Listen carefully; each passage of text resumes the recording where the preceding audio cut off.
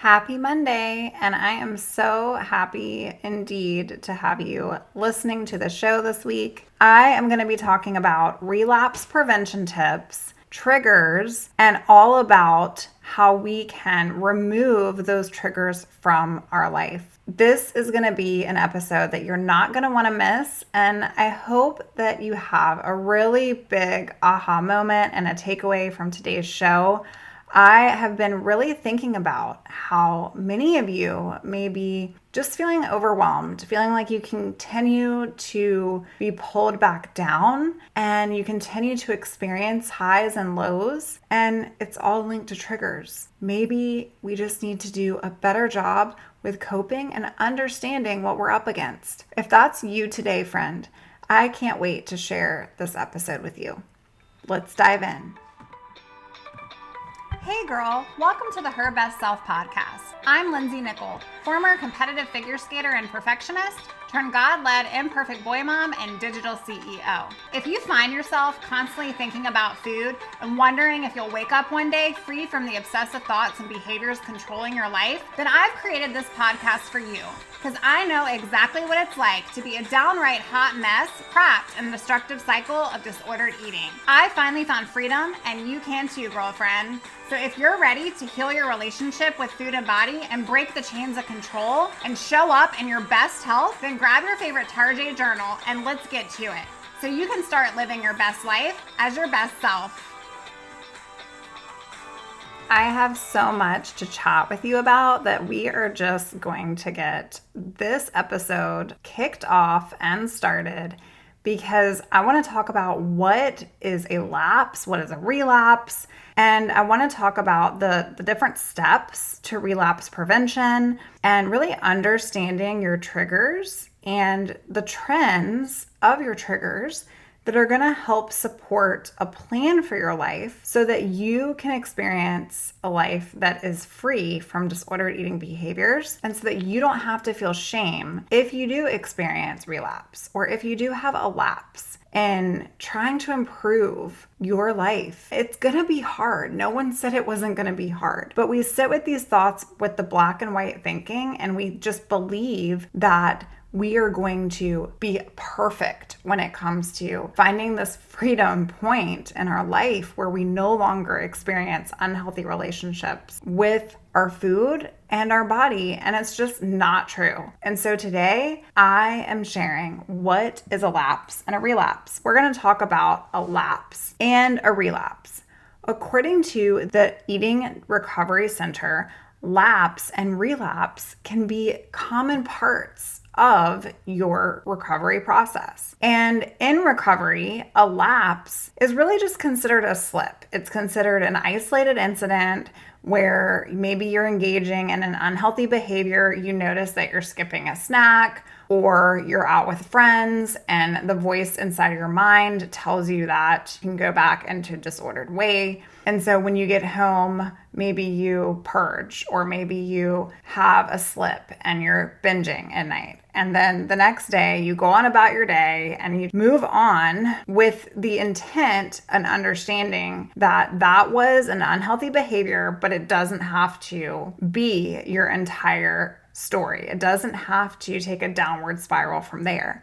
And so that's a lapse. It's one of those isolated incidents. And what we can learn from a lapse is, with the right intention and understanding, this can really propel you forward. It can propel you to do the right next thing. One simple step in the right direction. So what does that look like? So for an example, maybe you did restrict, but tomorrow's a new day. And every single day that we're here on this planet, we have the opportunity to make a change in our life. So instead of letting that one event define you, you can refine your future by making a choice today in which you're no longer showing up as the past version of you. And so you're doing the next right thing. A relapse is a larger period of time, or a larger time width of an episode in which you can go back into old patterns and behaviors, and you really struggle to get back on track. You know that you don't want to sit in this place, but it just feels really hard. And this can typically occur when you are experiencing some stress, some transition in life. Maybe there's been a triggering event or there's been loss. I want you to just be with yourself. If this is you, I just want you to know that it's okay. You're here and you want a better future. So I want you to acknowledge that. Research actually indicates that more than 70% of all people who are treated for an eating disorder relapse within the first few years after making some sort of treatment plan and recovery plan. So that is just the fact, is that there's this large possibility that if you've been struggling and restricting or overeating, or you've been in this constant state of unhealthy behavior with food, it has been volatile, it has been so toxic that to expect to wake up one day and completely heal your life from it isn't always the case. In fact, more than 70% of all people fall back into some sort of behavior. But I'm sharing the good news with you today. Researchers also say that nearly 60% of individuals with support gain recovery freedom. And I'm here to tell you, friend, I'm one of the 60%, and I will also be one of the 60% that was probably told a gazillion times by professionals, by friends, that I was never gonna get better. And so if I can sit here and tell you that I have healed my relationship with food and myself, then I want you to know it's possible for you too. And so there's a couple things to highlight here. One, you are imperfectly perfect and you haven't failed if you have gone back and forth with recovery. There is still 100% hope and possibility for you to get out of your own way, get out of the rut that you're in, and to find the best version of you. This is a learning opportunity, girl. You do not have to sit with yesterday's sorrow. You can push forward with tomorrow. I promise. And number two, every journey is different. So some people are going to experience relapse and lapse. Some people are going to experience years and years of this pattern.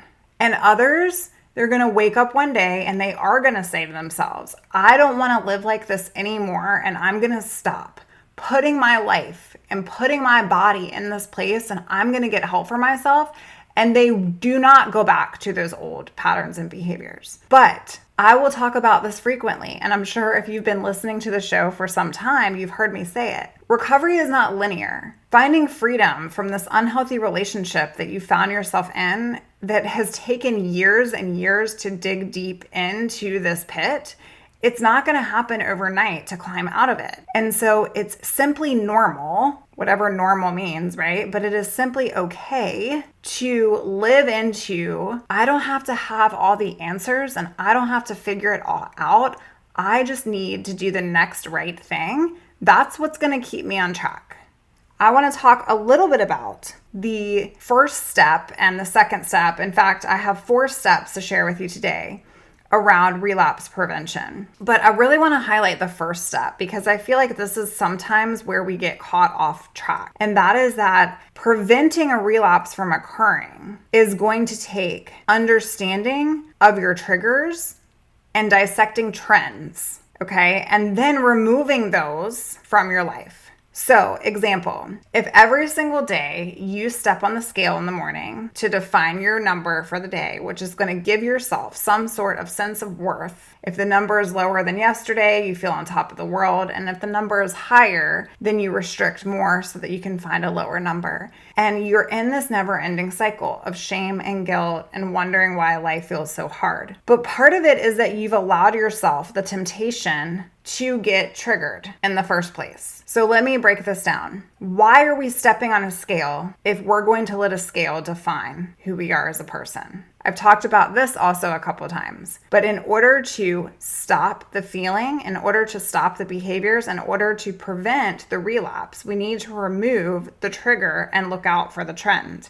And so what I'm talking about today is let's remove the scale. If you're stepping on the scale every day to define you, throw it away. Temporary happiness isn't worth more long-term suffering. I want you to hear me. Temporary happiness, i.e., looking at a scale that is 1 pound less than the day before, is not worth more long-term suffering. Your goal weight is wherever your body wants to be when you are nourishing yourself, when you are prioritizing yourself, when you are focused on your health without sacrificing your joy or your food intake. Temptation is temporary. So if you are going to walk by your scale in the morning on the way through the bathroom and you're going to see it there and you know that that is what is going to tempt you to step on it, which is going to lead you down a spiral for the rest of the day, then let's remove the trigger. Now, you may say, okay, I hear what you're saying. Let's talk a little bit more about what a trigger is. So the National Alliance or Mental Health states that a trigger is also referred to as a stressor, an action, or a situation that leads to an emotional or physical reaction. Think of it as like a self-alerting alarm system, like beep, beep, beep, beep, beep, beep, beep. And the brain has its way of trying to keep us safe, trying to keep us out of harm. Harm to the brain is just something that feels uncomfortable, something outside of our comfort zone. And so when we are hearing certain comments, when we are in an unsafe place where we feel like there has been maybe some stress related around or a person, then our mind goes beep, beep, beep, beep, beep, beep, beep, beep, and we allow that to take over. Think like fight or flight. And so then we are put into these unhealthy patterns because those are the patterns that we've leveraged to cope. And so in order to change, we have to look at what is causing us to go to these unhealthy coping mechanisms in the first place. I'm going to give you an example. Now, a external trigger is like a person, it's like a relationship. It's, you know, this person isn't good for you. You keep running back to this person. And every time you hang out with them or every time you're with them, they make you feel like crap about yourself. They make you have feelings of rejection. They make you feel unworthy, and they make sly little comments about your weight or your food or whatever. And so then you find yourself going back down this pattern of not eating, over exercising, purging, binging, whatever the pattern is that you have used as a coping mechanism. Another example of an external trigger is social media or looking at models or scrolling the IG, anything that is going to kind of give you that external view of an internal self issue. Okay, so when we think about an external trigger, it really is a person, maybe it is something that you're watching. And so you're going to that experience, you're going to that place that is not going to lead you anywhere good. And I talk about this, and I will talk about this all the time. Get off of social, get off of the accounts that are going to make you feel less than. Because if you remove the trigger, then you can prevent the lapse. You can prevent the relapse. Why put yourself in harm's way when you don't need to be there? Why have a scale on the bathroom floor when it doesn't need to define your worth? Throw it away. And I know that that fear is real, but I promise you, if you throw it away, your brain might all of a sudden freak out, but let a week go by and you will not sit there and want to weigh yourself every single second, okay? So I just want you to really think about this. Remove what is no longer serving you in your life. You need to remove it because if you do not, temptation is going to overcome, but temptation is temporary. And girlfriend, temporary happiness isn't worth more long-term suffering. Okay, we're going to talk a little bit about internal triggers. So self-inadequacy, fears, rejection, unworthiness. There's many different internal triggers where we feel like we're never good enough. We've never felt good enough. And so maybe this brings up so many things inside of us where we go down the depression path, which then triggers us into this state of we're going to go back to old patterns and behaviors because the struggle is easier than climbing out of the rut. We've also got trauma triggers. And when you think of a trauma trigger, think of like a specific event. So maybe you lost someone that you loved, or you're returning to a place where a traumatic event happened, and you just associate that place with pain and you associate that place with anxiety. And so wherever that is for you is extremely traumatic, and it brings up these feelings. And so these feelings then translate into bad coping mechanisms. So just like we've talked about, understand your trigger, understand the trend, like how often they're developing around you, and then remove them from your life. For an example, numbers have always been very triggering for me, just numbers in general. So I don't count calories. I don't look at labels. I don't practice amounts. I don't weigh my food. I don't look at the volume of my food. I'm not very big on parsing out my plate. I don't weigh myself. Like all of these things I know are triggering for me personally. Therefore, I do not let temptation to occur in the first place. I remove them before they creep into my mind and remove and restrict food. That is just where I have learned to really lean into recovery. If you're finding that you are lapsing or you're going through periods of you just don't know what to do, confusion is the enemy. Confusion is going to get you in the place of a relapse. But you have a choice to move forward to do the next right thing because you have not failed. Another trigger, symptom trigger. This might mean that you've had too much exercise. You're going down that path of over-exercising, not eating, not sleeping. You're really treading on the tired wheel. And so when your body is overwhelmed, exhausted, confused, relapse is bound to occur because now we're searching for something that doesn't feel so hard. And our old friend eating disorder isn't as hard as the fear of the unknown. I really want you to think about what's your trigger. And I know you've probably got a gazillion of them. Maybe it's a flashback, an experience. It's going to be individual for you. Everyone is going to have different relived out events that have occurred in their mind. Another example for me is just going to this one place where I auditioned for figure skating and an international company. And they took me back into the locker room as part of the process and weighed me and told me that I needed to lose 10 pounds. That event, I literally can feel the feelings if I go to this place. I literally can remember what I was wearing. I can feel the anxiety in my chest.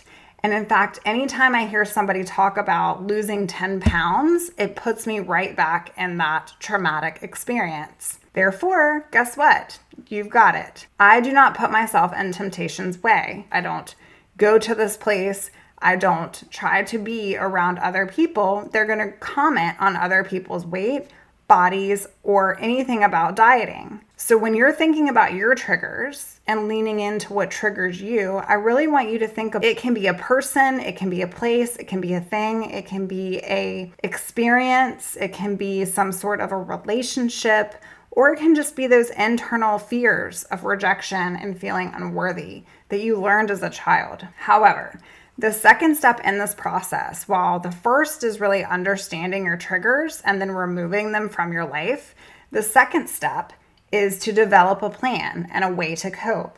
I do this a lot with my clients. So if you're looking for a plan, ways to cope because you feel like this is where you are, I encourage you to go out to my website, lindsaynickel.com, and apply for coaching because I feel like it could bless your life. When you develop a plan, you are interrupting the connection. You are pausing. You are thinking, who, what, where, when, and why have I done this in the past? Who, what, where, when, and why?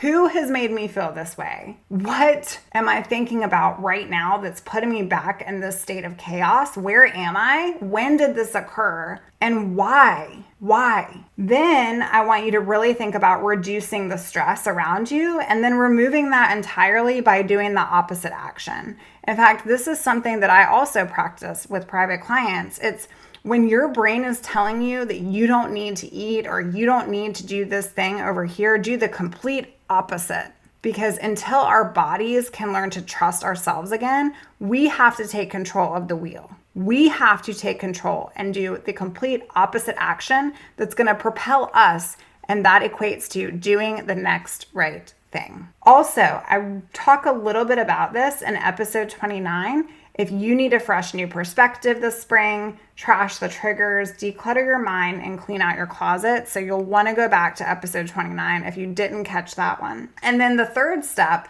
is really that gratitude attitude. So relapse can really boost and empower your healing journey, but you need to show yourself some compassion. As perfectionist, if you're like that, because girl, I'm like that, and this is a characteristic of those with eating disorders, you want to control all the things. It needs to be perfect, right? And so you want to even make your healing journey, your recovery journey, a perfect process. But that's where we get it wrong. We get it wrong by trying to make it perfect, when in fact, it's already going to be perfect because we are imperfect individuals that are allowing ourselves the compassion to grow and to learn and to thrive. And so you are going to find that by giving yourself that grace to not be perfect, it's going to be perfect in the long run, because you are giving and allowing yourself that place to really sit and have a gratitude attitude, to really think about where you are and where you no longer are, and all the things that you have around you that are gonna propel you forward. And then lastly, but not least, is really getting that support. So the fourth step is support. If you feel like you are on the verge of an apocalypse, I want you to reach out. info@lindsaynickel.com, or talk with a friend, a loved one. Maybe you already have a therapist or a dietitian.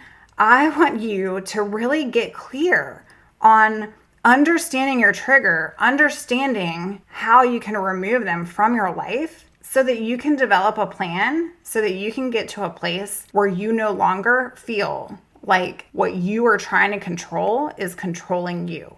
All right, now before we end today's show, I have a quote that totally hit the spot. And if I ever find or meet Jenni Schaefer, maybe you're listening to the show, Jenni, then we are going to just veg out on some coffee and some grub, because I absolutely love this quote. She says, "Food is something I'm going to have to face at least 3 times a day for the rest of my life. And I'm not perfect. But one really bad day does not mean that I am hopeless and back at square one with my eating disorder. Olympic ice skaters fall in their quest for the gold, and Heisman Trophy winners throw interceptions. Even professional singers forget the words. And people with eating disorders, they sometimes slip back into old patterns and behaviors. But all of these individuals pick themselves back up and do the next right thing. The ice skater makes the next jump. The football player throws the next pass. The singer finishes the song. And I'm going to eat my breakfast." And I absolutely love it, because I feel like what we don't sit with is doing the next right thing. We don't have to have the full story. We don't have to have all the answers. We just have to lean into the next right thing. And majority of the time, girl, that's the opposite thing. I'm going to leave you with that today. I hope that this message has touched your heart. And I just want to let you know that I'm thinking about you. I'm praying for you. And when you feel like you're down, I want you to listen to this episode again, because you are worthy. You are enough. And it's time to remove those triggers. All right, girl. Until next time. Bye for now. Oh, friend, thank you so much for letting me share what was on my heart today. My hope for this podcast is to help more women find freedom from food and body. If this has empowered or blessed you, let me know. I'd be honored for your rating and review of my show, and I'd love to connect with you in my private Facebook community. You really can move from perfection to purpose. Let's break the chains together. I'll help navigate the way. Until next time, bye for now, girl.